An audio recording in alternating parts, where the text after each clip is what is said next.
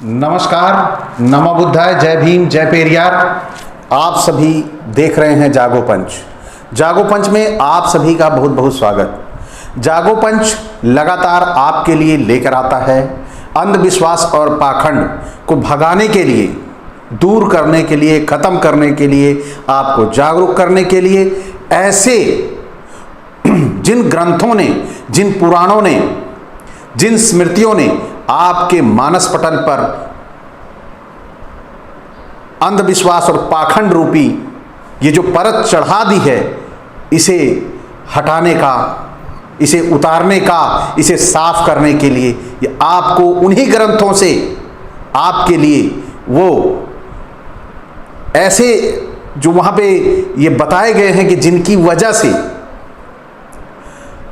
हमारे समाज में ये जो पाखंड और अंधविश्वास भर गया है, यह कैसे खत्म होगा, इसका मूल मंत्र भी हमें उन्हीं ग्रंथों से मिलता है।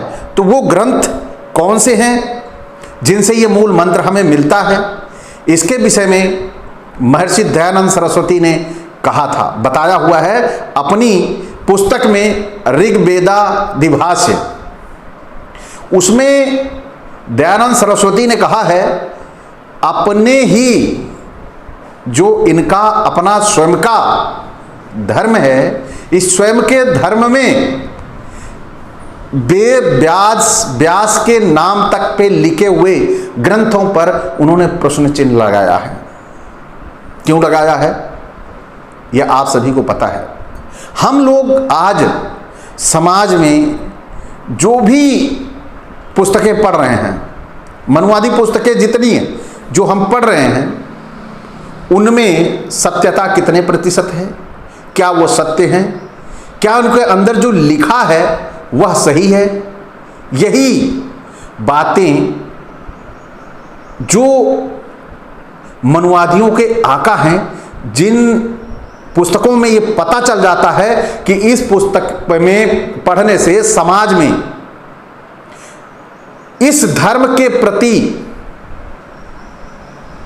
थोड़ी सी भी बुरी भावना आएगी, उन पुस्तकों को ये नकार देते हैं।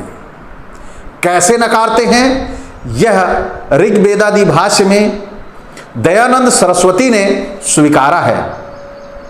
यदि उन पुस्तकों में अच्छा लिखा है कि उनका धर्म अच्छा है, उनके धर्म में क्या क्या होना चाहिए, कैसे होना चाहिए, यह सामने वाले लोग को, जो उसके फॉलोवर हैं, उनको पता ना चले कि इनके ग्रंथों में गंदगी है, वह सही हैं, उनको एक्सेप्ट कर लेने को कहते हैं। और जिनमें गंदगी है उनको वाम मार्गी कह देते हैं। जबकि जब ये अपने ही लोगों को स्वीकार नहीं करते, ये अपने लोगों को एक्सेप्ट नहीं करते, अपने लोगों के लिखे हुए ग्रंथों को ये बताते हैं कि वो वाम मार्गी है, यानी इनके है इन्हीं का, लेकिन वाम मार्गी, यानी यहां से नहीं तो वहां से इनके लोगों के बीच में आप फंसो। तो यहां पर जो आज मैं आपको बताने वाला हूं कि इनके ग्रंथों में जो कूड़ा है, वो कूड़ा कैसे है, ये दयानंद सरस्वती की इस पुस्तक से मैं ये अंश ले रहा हूं, जो आपको यहां पे डिस्प्ले भी हो रहा है। तो इन ग्रंथों में कूड़ा क्या है, ये दयानंद सरस्वती ने अपने आप स्वीकारा है।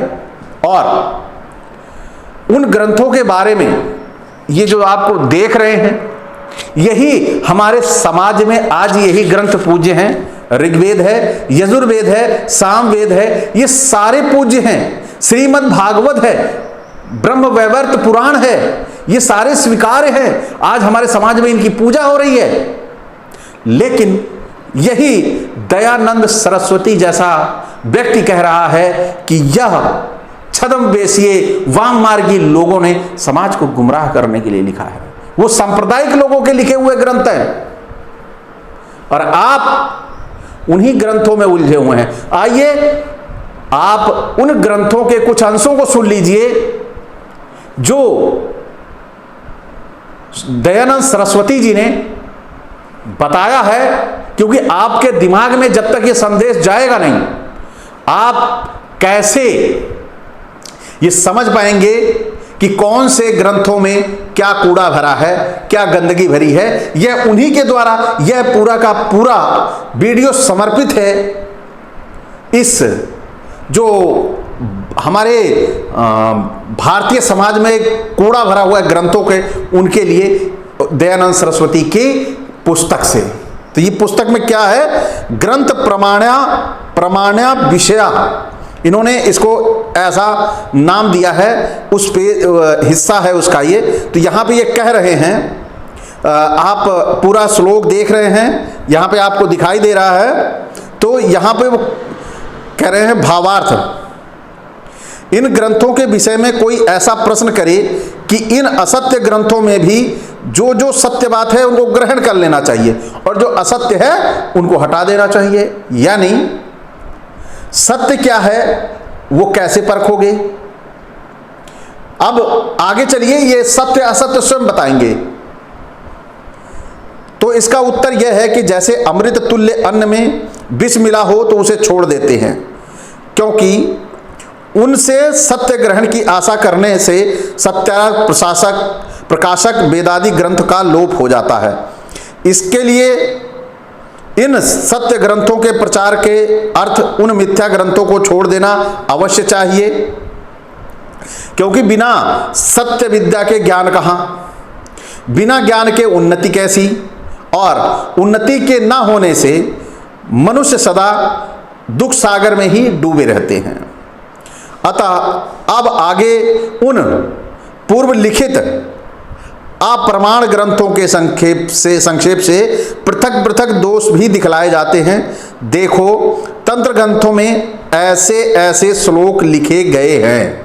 अब ये देखिए, जो काम दयानंद सरस्वती ने किया वही काम जागो पंच कर रहा है, लेकिन जागो पंच हजम नहीं होगा मनुवादियों को, और यहां दयानंद सरस्वती की उन्हें हजम हो गए थे। तो आप देखिए यहां पे क्या कैसे, यानी स्वजातीय गंदगी फैलाएगा तो वो सही है, और दूसरा करेगा तो गलत है। तो यही बात आपको जागो पंच समझा रहा है कि आप उनके ग्रंथों से अच्छी चीज निकालिए और अंधविश्वास वाली पाखंड वाली छोड़िए। अगर आपको लगता है, यहां पे दयानंद सरस्वती लिख रहे हैं सत्य विद्या के ज्ञान कहां, बिना सत्य विद्या के, यानी कि सत्य विद्या का को सीखो, और बिना ज्ञान के उन्नति कैसी।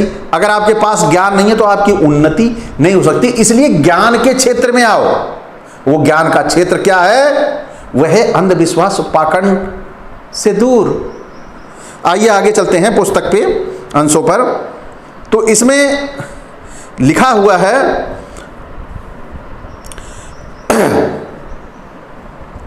मद्य पीना, मांस मच्छी खाना, मुद्रा अर्थात सब के सब इकट्ठे बैठ के रोटी बड़े आदि उड़ाना, कन्या बहन माता पुत्र वधू आदि के साथ मैथुन कर लेना, इन 5 मकारों के सेवन से सबकी मुक्ति होना। ये आपको यहाँ पे दिखाई भी दे रहा है, क्योंकि जरूरी है ये दिखाई देना, क्योंकि हमारे समाज के कुछ ऐसे मनवादी हैं जो ये नहीं देखते, कान नहीं पकड़ते, कौवे को खदेड़ लेते हैं।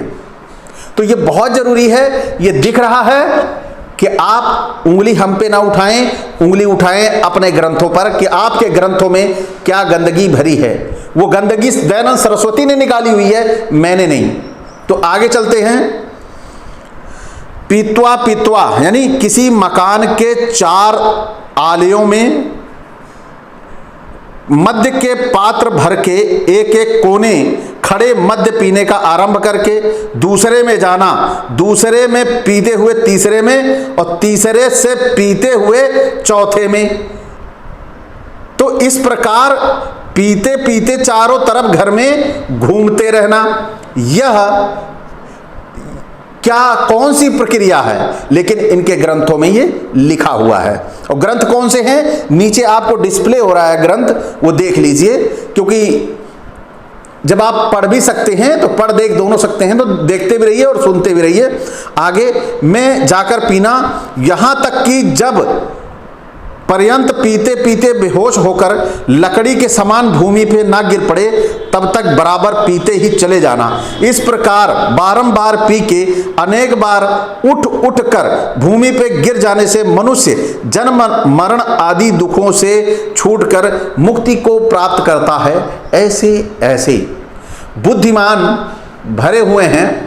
अगर ये पुस्तक जो सरस्वती जी ने लिखी है, ये लिखी ना होती और ये पढ़ा ना होता तो आप तक मैं लेके आता ना, क्योंकि इनके ग्रंथों में जो लिखा हुआ है, जब समय समय पर आवाज उठती है, आज जागो पंच आवाज उठा रहा है कि वाल्मीकि रामायण में और अन्य पुस्तकों में जो बातें लेके आ रहा है, जैसे पीछे लेके आया था कि शिव का लिंग ही ब्राह्मणों ने उखाड़ दिया था, तो ऐसे ऐसे ग्रंथों को ये लोग सुधार कर रहे हैं। क्यों सुधार कर रहे हैं? ये दयानंद सरस्वती बता रहे हैं कि वो सुधार इसलिए हो रहा है कि लोग जितना ज्यादा समझदार होते जाएंगे उतना ही इनके ग्रंथों में सुधार होता जाएगा।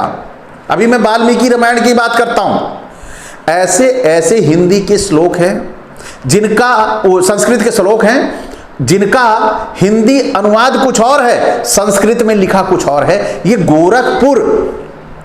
गोरखपुर गीता प्रेस की वाल्मीकि रामायण में है। उन्होंने जो संस्कृत में लिखा है उसका अनुवाद नहीं किया है, उसका अनुवाद अपने हिसाब से कर दिया है। वहां मांस शब्द का जिक्र है, लेकिन उसके अनुवाद में बिल्कुल मांस शब्द का जिक्र नहीं है। तो ऐसे ऐसे इनके ग्रंथों में अब जब ये समझ गए हैं कि अब इनकी पोल खुलने वाली है, अब ये इनका जो पाप का घड़ा है फूट चुका है, तो ये ढूंढ ढूंढ के उसे हटा रहे हैं, उसे मिटा रहे हैं कि संस्कृत सबको तो आती नहीं, तो उसका हिंदी मतलब ही अलग लिख दो।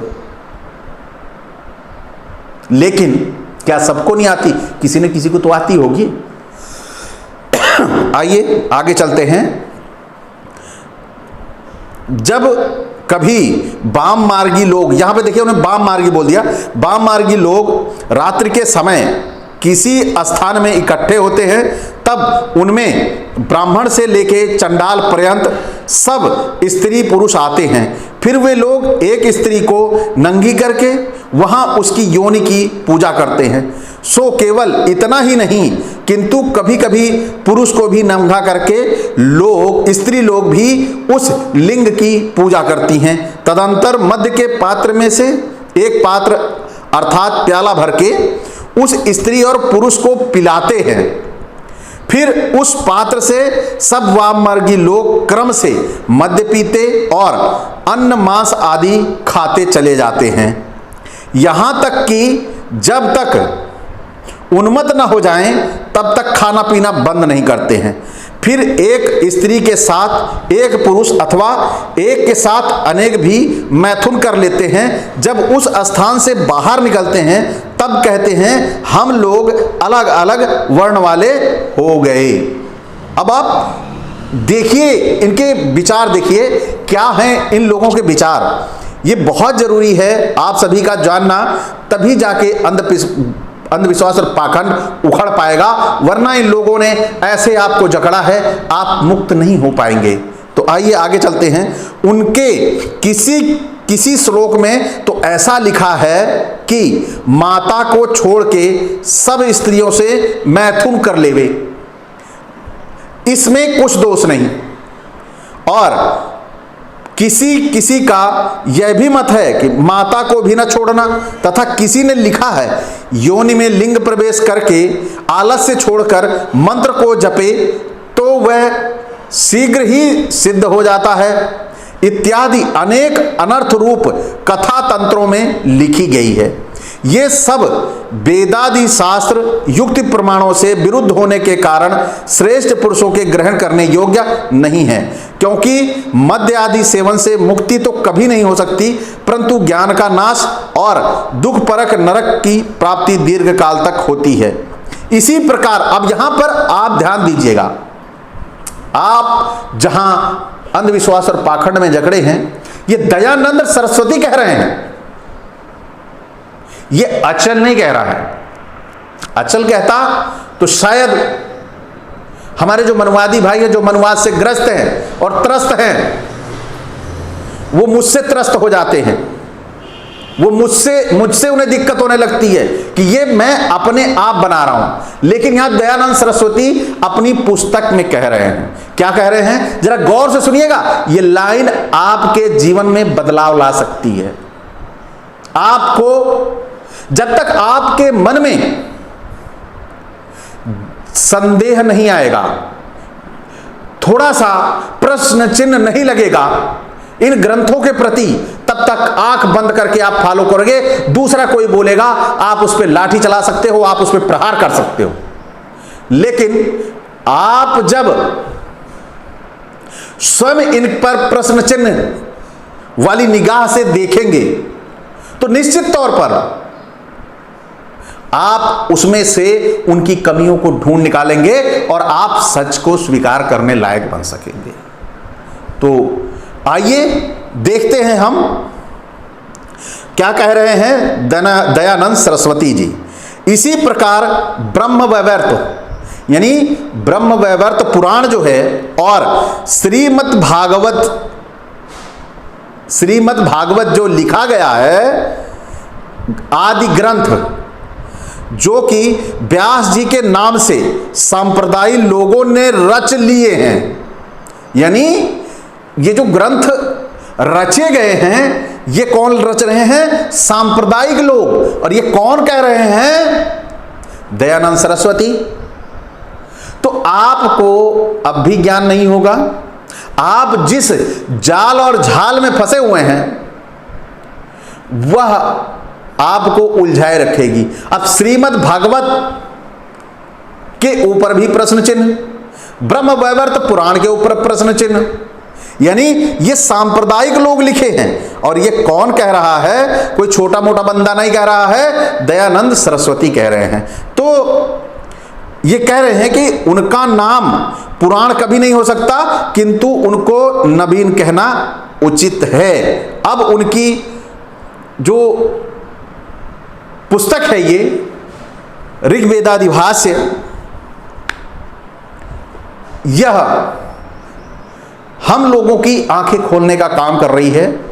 हम अंधविश्वास और जिस पाखंड में जकड़े हुए हैं, इस जकड़न को खत्म करने के लिए हमें केवल इतना करना है, कोई बहुत मुश्किल काम नहीं है। हमें केवल जैसे हम 10-20 रुपए का किलो का टमाटर खरीदते हैं, किलो का, तो उसे चारों तरफ से जब तक परख नहीं लेते हैं, तब तक सही से देख नहीं लेते हैं, कहीं सड़ा नहीं है, कहीं गला नहीं है, तभी लेते हैं। उसी तरह हमें भी ये जो ग्रंथों से, रीति रिवाजों से, परंपराओं से जो चीजें चली आ रही हैं, उनको हमें जांचना परखना चाहिए, क्या वो सत्य है, क्या वो सही है, कि किस आधार पर। तो जब हम ये सत्यता जब तक परखेंगे नहीं, तब तक निकलेंगे नहीं। एक प्रश्न चिन्ह हमें लगा के रखना होगा। जो भी हम काम करते हैं, निश्चित तौर पर आप अगर ऐसा कर लेंगे तो जब प्रश्न चिन्ह लगेगा तो आप उसकी खोज में लगेंगे, और जब आप उसे खोजने के लिए लगेंगे, निकलेंगे, तो आपको सत्य का ज्ञान होगा। जब आपको सत्य का ज्ञान होगा तो आप शिक्षा के वास्तविक अर्थ को समझ पाएंगे कि आपने जो शिक्षा प्राप्त की है, क्या वो सत्य है, क्या वो सही है। तो जागो पंच का यही प्रयास है कि आप अंधविश्वास और पाखंड की जकड़न से दूर हों, ब्राह्मणवाद से मुक्त हों। यही जागो पंच का उद्देश्य है। तो आप सभी साथियों को ये वीडियो कैसा लगा, आप सभी लाइक करें और जो नए साथी हैं वो सब्सक्राइब करें और इसे ज़्यादा से ज़्यादा शेयर करें, जिससे हमारे समाज को, हमारे ओबीसी एससी वर्ग को यह महसूस हो, यह जानकारी मिले कि हमें ये जो ग्रंथ पकड़ाए गए हैं, ये पुराण पकड़ाए गए हैं, यह कोई दैवीय पुस्तक नहीं, यह ब्राह्मणों की बहुत बड़ी साजिश है आपके ऊपर अप्रत्यक्ष रूप से राज करना, और आज भी वही हो रहा है। तो इसे बचाने के लिए आपको एक कदम बढ़ाना होगा। इसी के साथ विदा चाहूंगा। नमस्कार।